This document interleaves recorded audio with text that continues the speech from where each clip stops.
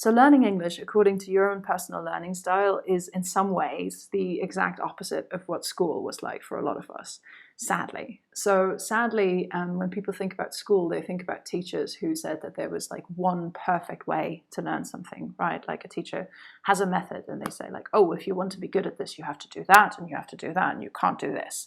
And if you can't do it, then it feels like you're really bad at that thing, that maybe you don't have a talent for it. And you kind of go around for the rest of your life thinking like, oh, I'm just not good at that thing. And I don't believe in that. Firstly, I don't believe in that. Second of all, I know it's not true.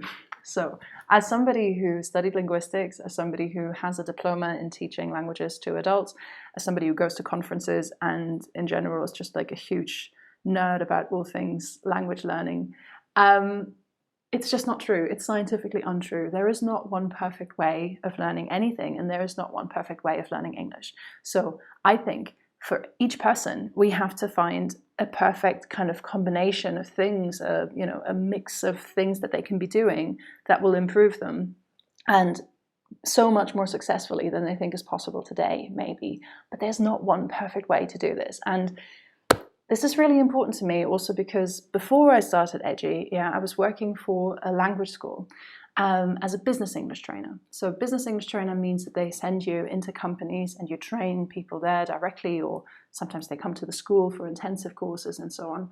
And it seemed to be my job to represent English, the standard of good, perfect English, the English that native speakers use. And so it's my job to train people on rules and to give them lists of really fancy, impressive vocabulary and phrases for emails and so on. And this was supposed to help them get closer to the standard. And there was something about that that I didn't like from the beginning, even though the job was really fun and, great people that I worked with. But there seemed to be this idea of like, you are down here and English is up here and it's my job to get you closer to it. And I didn't like it because the way I was looking at it, I thought like, well, my students, first of all, they're not kids, they're not teenagers. They are super interesting, individuals who have a lot to share. They're professionals, they know a lot about different things. And all they want to, like, they're already fine. And all they need is like to be a little bit better at this thing and to be a little bit better at that thing.